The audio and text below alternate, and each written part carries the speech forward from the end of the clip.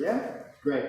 Okay, before I start, I just want to give a shout out to basically my elders. Big shout out to Street Crew, MC Nige up in Sheffield. Big respect to Stuck 19 crew. Big respect to Sammy the One and also to John ZD. These are all people that have kind of helped and shaped my hip hop journey, and within hip hop culture, it's really important to shout out your elders and the ones that paved the way and come before you. So, as a means of respect and homage, that's something that a lot of us hip hop heads do. So, I guess to start off with, I'm going to tell you a little bit about my journey into hip hop culture, and everything will all vary. So, as a small child, I grew up in a Jamaican household and things, and I used to watch the old school breaking movies such as like Beat Street and Breaking 1 and 2 and stuff.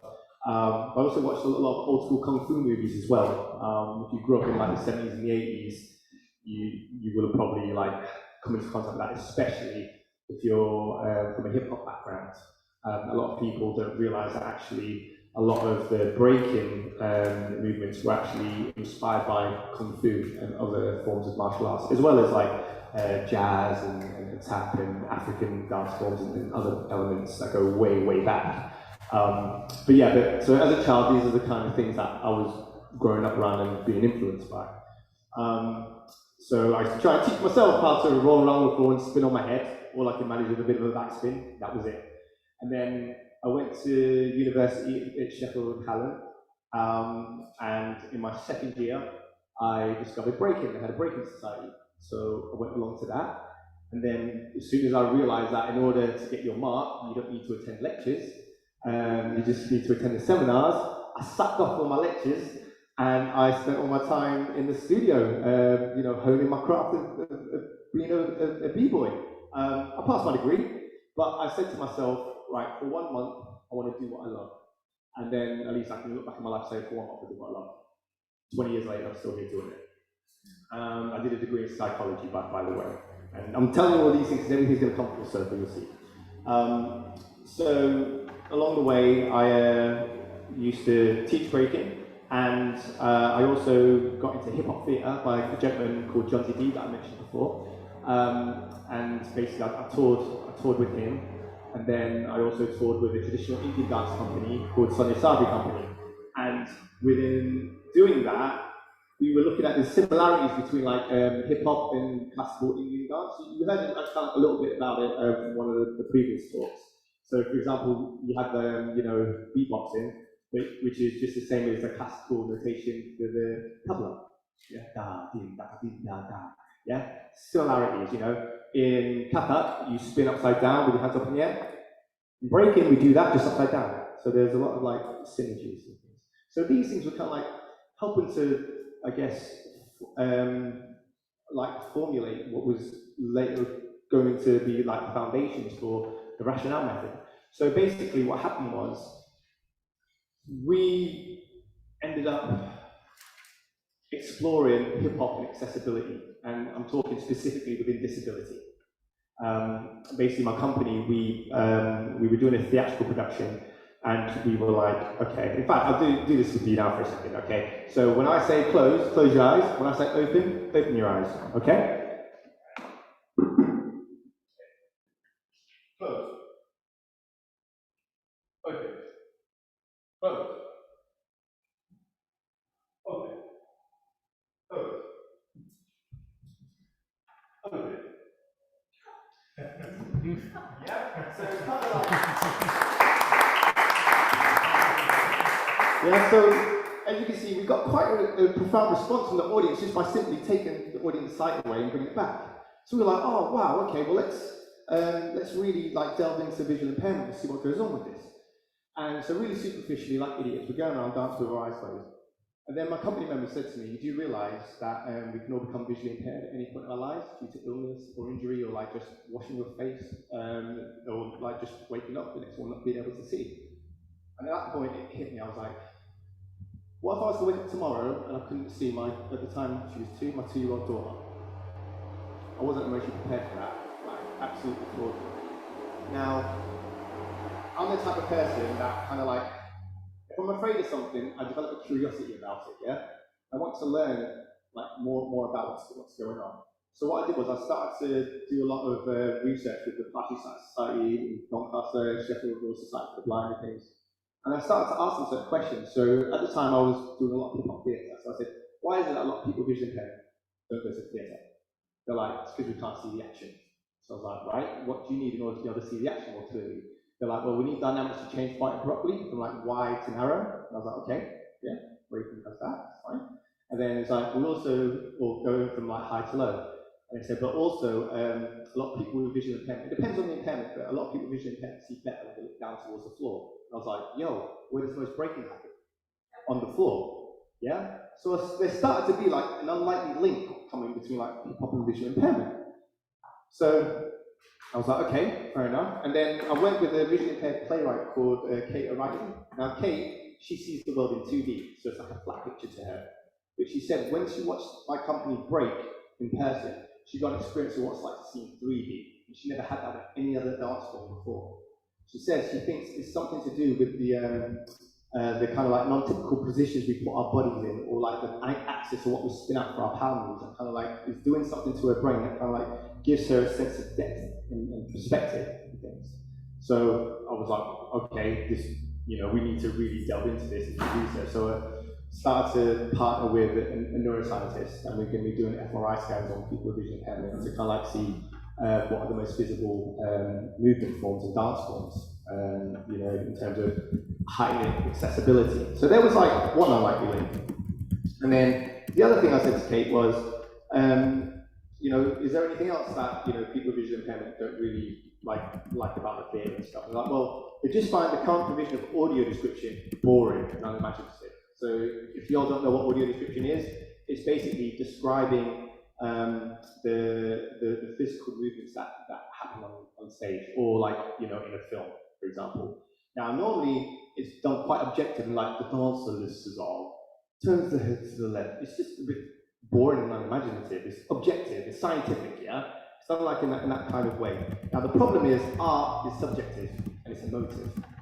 So what was problematic was you were having an emotive experience with the art, but then you were having a very unemotional description of it. So it was quite jarring. So me, with my background, the first thing I turned to was hip-hop culture again. So I was like, okay, in terms of hip-hop, what are the most vocal elements in hip-hop? You have like MCing, but you also have beatboxing.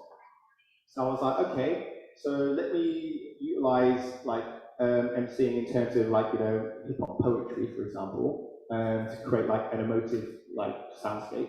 But let me also utilize the sound effects of beatboxers to give a richer soundscape to people with visual impairment. Now, basically, like audio description is linear. You can only describe a certain amount of things in a certain amount of time. But with a sound effect, you get an idea of speed, angle, trajectory, all at once. Yeah. So what we did was we started to work with people with visual impairment to physicalize each sound effect the beatboxer makes. So, for example, if the majority of people with visual impairment say, represents a jump, we'd always use that as a jump. If someone was saying, represents a low spin, we'd always utilize that as a low spin. So we created our own language, a bit like Laban notation, I guess, but for sound effects. We call it RM notation, rational method notation.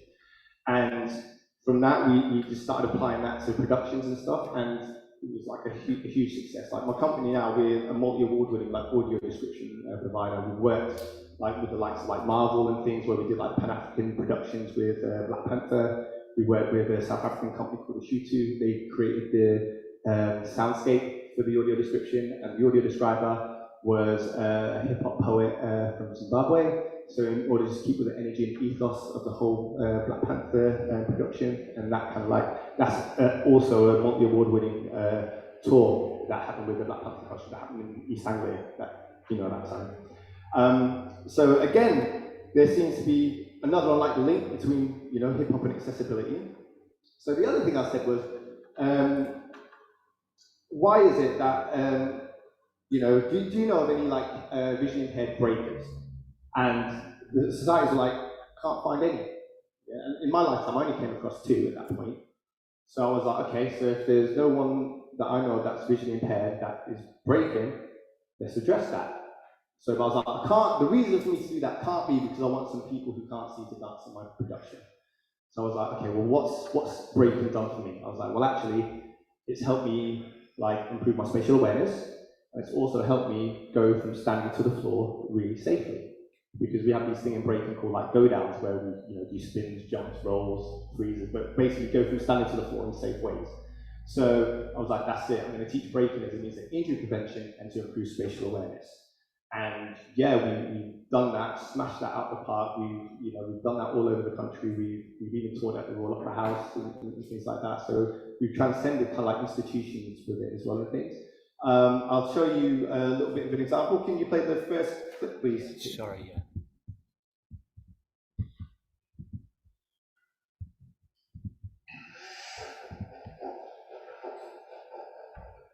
Sweeping his arms through the air, swooping across space with elastic movement. What your description for dance? Completely revolutionised dance for visually impaired people. It brought people in, and it's allowed people who have really concept that framework to really be able to dance. How we've done it is we've got people with visually impairment. So this is like something. So for example, if the majority of people who say that, some people have got it.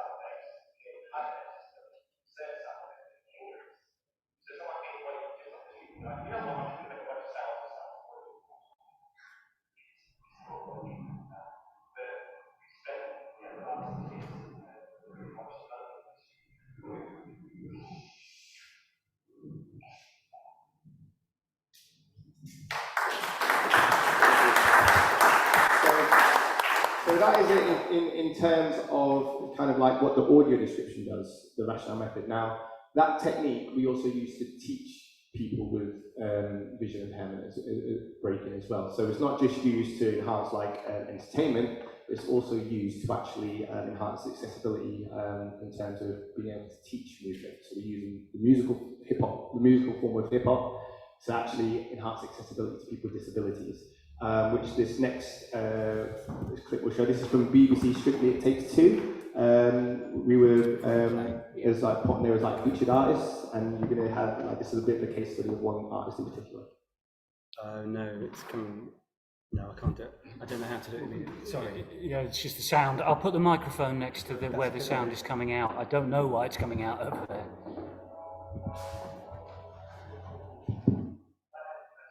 16 years old and I had vision impairment. I lost sight of one eye at 12 months, and then I was completely back by into a condition for just a month. I met Nathan Geering May of 2019. I was in creative mental, and it was like I'm teaching a breakdance class for vision impaired people in a couple of hours. He wanted to come along, but I was absolutely adamant that I wasn't going to do it. I did not want to dance at all. With a little bit of persuasion, 6 months worth of it, it ended up him taking this journey into the world of dance, and he hasn't been back ever since. I used to be really shy. I remember when I first met you, I bet I was first, but obviously for all the performances and stuff, then I have to talk to people. Like on that first performance, everyone wants to talk to me afterwards. Yeah, that's because they were blown away by all the incredible stuff that you were doing. A year ago, Chris didn't hate dance. You wouldn't even got him on the dance floor or tell him to dance class or anything. And so to go from that to performing in front of like hundreds of people is just amazing. When you're in that moment and everyone's encouraging you to carry on, you just don't want to stop, you just want to keep going further. Even though I'm like so tired, so happy, like it's great. When I became a father, I thought, what if I was to wake up tomorrow and I couldn't see my baby girl?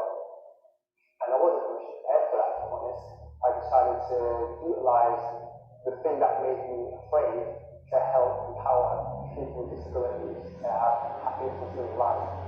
Right, so you hit your knees as well. Start off slowly, and you're going to get faster. So I've been teaching people vision impairment for about 8 years now. Still, arms out nice and wide, and we've developed a way to teach people how to fall safely, but also how to improve their spatial awareness. Still. I developed a special technique called rationale method, and within that, we have certain sound effects that correspond to certain movements. Kick, thrust, corkscrew down, full step. It's one thing to describe a movement with just words, but words, they can't give you a fuller picture. Whereas sound effects, you can get an idea of speed, angle, and trajectory all at once. And down. So since the start of the workout, I'm probably not happy to be fair, because when I'm doing it, I'm certain that you can just forget about anything that's going on and you stress or worry or whatever and just enjoy the moment. The fact that you doing this makes you feel happier within yourself, to me, is it's more than words than express, if I'm honest. But yeah, I've got to say I'm really proud of everything you've achieved so far. Big respect for you. Thanks for hearing the story. I know that there's been a fight basal dance. If people want to start break dance, but they're not sure about how to do it or if they're scared to fall, and just put that fear down and just try it and have fun. Yeah, boy! Alright, you got it! Oh, was it now? No, it's something else. Alright, I'm going to work too hard next time, but we'll see.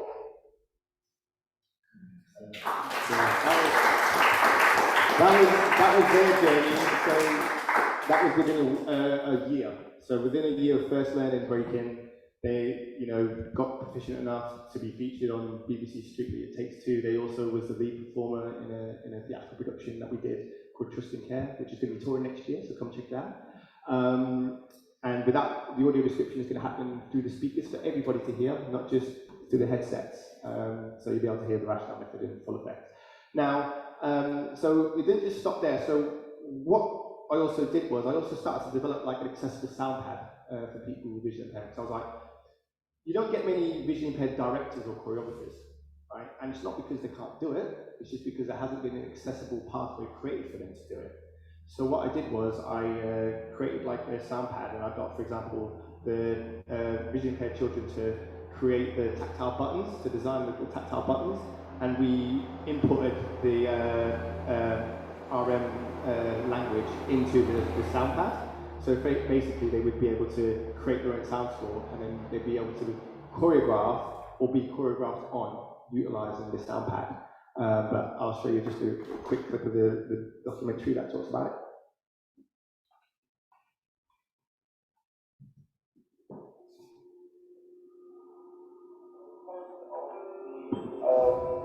Things that we need to consider with information like that will be beneficial to get and we look at.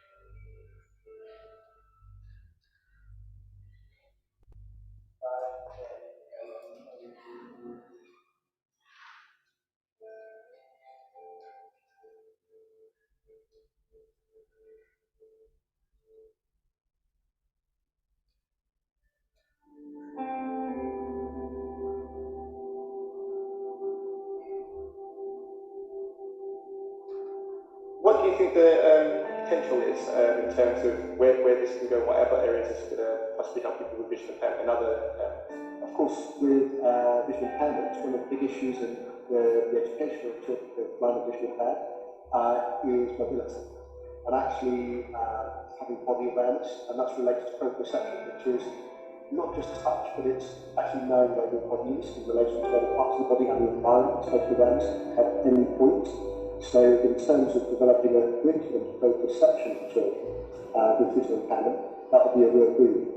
And that could also be for other forms of disability as well. So with physical impairment, when children are overcoming, say, breakage, where they haven't got any sensation in their legs, and they're having to learn to feel and how to walk and how to move again, that will have a massive impact on that. So there are lots of, some of them are therapeutic outputs from the equipment. Really good. You can make up a dance routine using these sound effects now. Each button represents a different sound effect. And so the sound effects represent a different type of movement. The sound effect gives like an extra level to the audio description that can accompany it. Does that make sense? Yeah. Basically, so this could open up a way for you or other people with vision impairment to become dance choreographers and directors of, like, you know, physical movement or television or films or plays or shows and things. Yeah. Does that make sense? So it's like it could be an extra tool for you to add. So it can be added on top of audio description as well. So it can basically just help you get a richer experience of what the movements are, rather than only having to rely on words. This could be in addition to words as well. Like, you could choreograph a whole dance routine from just sat at home in your armchair if you wanted to. You could just record the sound effects, and then, you know, the dancers could be in the studio and they can make a dance routine based on what order you've put the moves in. So really, you can do that from anywhere in the world. So you could choreograph a whole dance routine for somebody who's all the way in Japan, if you wanted to, or all the way over in America when you're just sat at home in, like, Sheffield or Rotherham. Okay, that could be a career, you know. And you're giving people opportunities to go down the road. Well, this is what this soundpad is going to hopefully do. It's going to open up the people to have these opportunities, to have these kind of careers that they never would have had access to. This could be something that somebody could just do as a community group, or this is something that can be used at the highest professional level. Actually, it leads to a career for me. I wouldn't mind getting in more than three. I believe in talents. Doesn't matter who you are. This could be a major tool.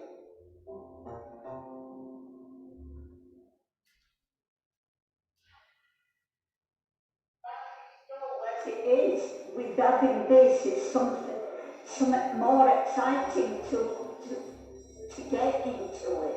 I miss facial expression, I really do.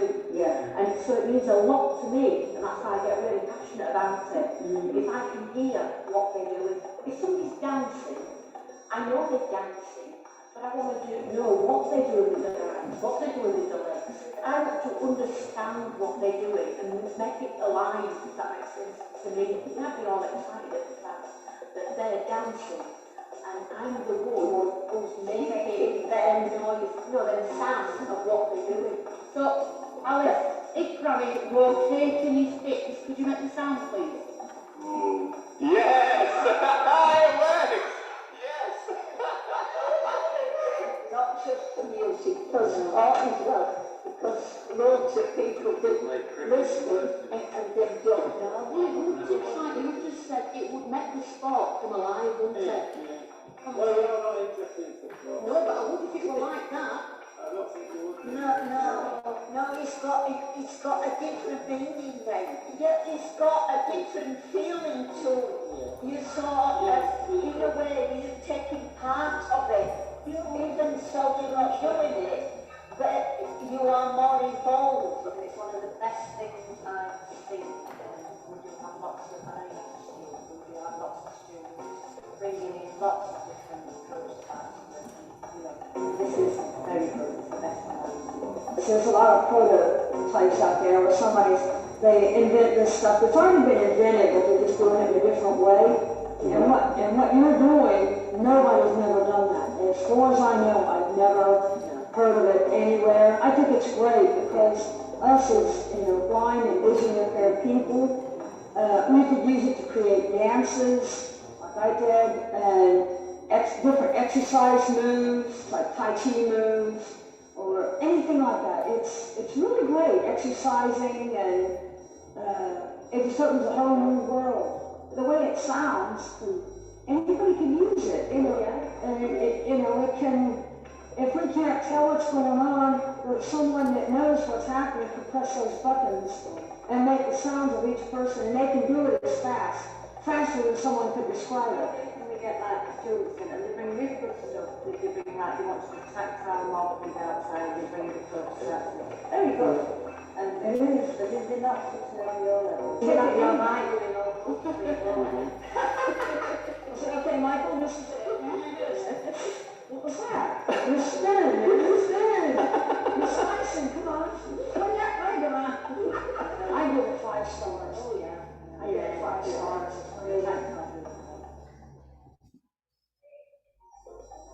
So yeah, that's pretty much the RM notepad. So as you can see, like a lot of those things didn't even necessarily look like it was fully hip hop, right? But its roots are found within hip hop culture. And so what it's showing the power of hip hop and how it can have a massive impact on people's everyday lives without, but it doesn't look hip hop or have those certain connotations that people would normally associate with hip hop, if that makes sense. And as you can see as well, like it can also go into like sport and other things like that. So there's lots of ground for that. So the other thing I want to talk about is hip hop and well-being. Okay. So was that track coming from? Oh crikey! Sorry, I know what it is. Okay. Yeah. So hip hop and well-being. So I run a registered charity called Rational Arts, which is where we do the injury prevention course from, but we do much more than that as well. One of the things that we do, again, some people touched on, they're doing similar stuff in London. So before the pandemic, we set up an initiative called Bedside Beatboxing, where basically we went into hospitals and basically worked with kids who, were hospitalized, and yeah, we taught them beatboxing techniques. Now, we work with a cognitive behavioral therapist to develop these techniques, because a lot of people don't realize that beatboxing is the same as meditation. Why? Because of controlled breathing. Yeah. So, for example, there was this one girl, she was having a cannula put into her hand, but I think the doctor was putting cannula in wrong, and so she was in a lot of pain, screaming and crying and things. And so I just said, it's okay, let's just carry on practicing the beatboxing techniques. And within 2 minutes, she was laughing, she was joking, she forgot she was in pain and everything. So we were utilizing this as a means of distress tolerance and emotional regulation. Also, we were working with groups as well. And the great thing about it is when you incorporate a loop station into it, the children, they can be non-verbal as well. So even if they can't formulate words, but they can only make sounds, you can input those sounds into the loop station, and all of a sudden they can be part of making an entire track. And then even within that context, they can then put a bit more reverb on their vocal, or just remix their voice and things like that. So it gives them a lot more power and autonomy. A step further than that, we also do hip hop rehabilitation. So within hip hop rehabilitation, we, for example, work with physiotherapists in children's hospitals, and what we do is we will we'll find out what are the exercises that they're giving the kids, and we'll find the hip hop dance equivalent. So basically, we're making it, I guess, more engaging and more fun for the children. And we found within doing that, their recovery time has massively increased. They recover so much quicker because they're wanting to do the exercises. The exercises are more engaging and more fun. There was one kid, for example, who had traumatic brain injury, so they could only move their eyes. I did a whole pop and pass routine with them. I'd stop, and then they just move their eyes to the rhythm, and then they give me a signal, then I go again, stop, and then we repeated that. And the consultants turned around and said to us, you've helped us with diagnosis there, because before that, we didn't know if that young person was low functioning or high functioning. And we didn't know how much information they were able to take in, but because of them being able to identify how they can move their eyes to the rhythm and blink to the rhythm, the doctors were then able to select appropriate treatment for them with regards to their functioning level. So again, we're using hip hop art forms to actually help consultants at the highest levels, treat young people. We treat kids with leukemia, brittle bone disease, traumatic brain injury, right across the board. So again, I guess what I'm trying to get at is, if you just shift your perspective on what can be achieved within hip hop, all of a sudden the value of what you saw it as is now just soared through the roof. And we're just scratching the surface. All over the world, the people are just scratching the surface of the true power of hip hop, the true healing power of hip hop. And I think the more we can put hip hop into contexts that we wouldn't normally associate them with it, but see its value, the more benefit we will have to society, and that's massive. I want to also talk about like hip hop as a form of like kinship and what it means within hip hop culture. Now, a lot of people, that kind of like connected with hip hop culture, they come from like broken homes. Not everybody, but a lot of them have like a lot of issues at home and things like that, and they find a sense of family in the people that they connect with, through their chosen art form, whether that be DJing, MCing, graph, breaking, fashion, whatever it may be. Yeah, they find this sense of family and sense of belonging because you have a shared interest in a shared passion. And in hip hop, we have this thing called like crews. Yeah, so crews, group of people hang out together. To the untrained eye, they may look like a gang, but we're crews. Yeah, and crew is your family. You ride or die for your crew. What happens is, you go through good times, you go through bad times with them. When you battle, you're sharpening each other's skills. When you go and compete against other crews, you win together, you lose together. You have that sense of real connection, and that's something that is super important for a lot of people that lack that sense of family at home. And within the context of hip hop culture, we also have the cipher, and the cipher, again, to the untrained eye, just looks like a circle of people, but this goes back to Africa, and like even with the cipher, it's one of the most ultimate forms of connection, and also one of the most ultimate forms of being able to test yourself and express yourself. That could be in an MC cipher, it could be in a breaking cipher.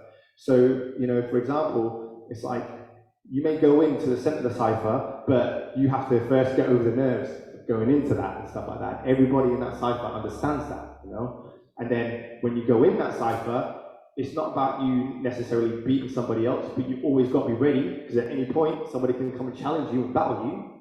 But it's also about understanding that, right, okay, I'm going out to present the best version of myself I possibly can.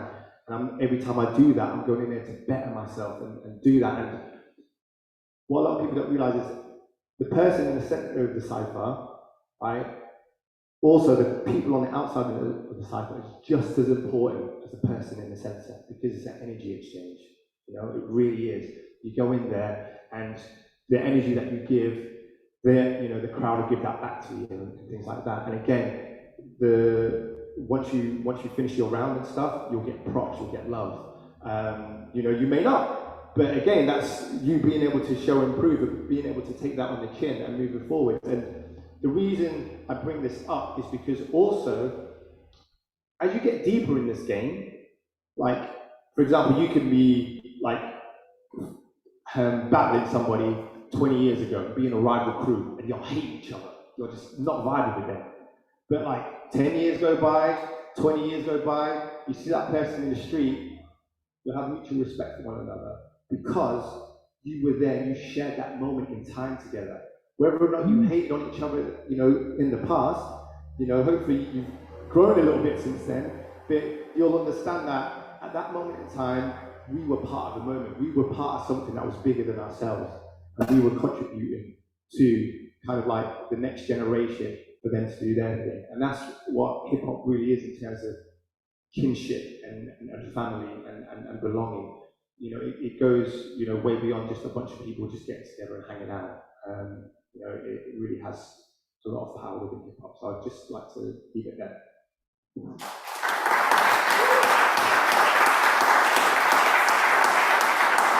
Fantastic.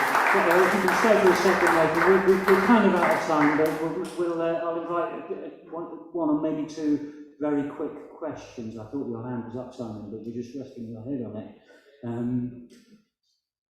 Unless there are, we have a question. Great. I'll pass you the mic so those on Zoom can hear. Thank you. It's not a question, actually.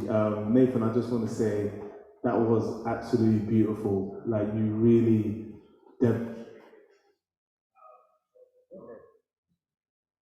Want to take this one?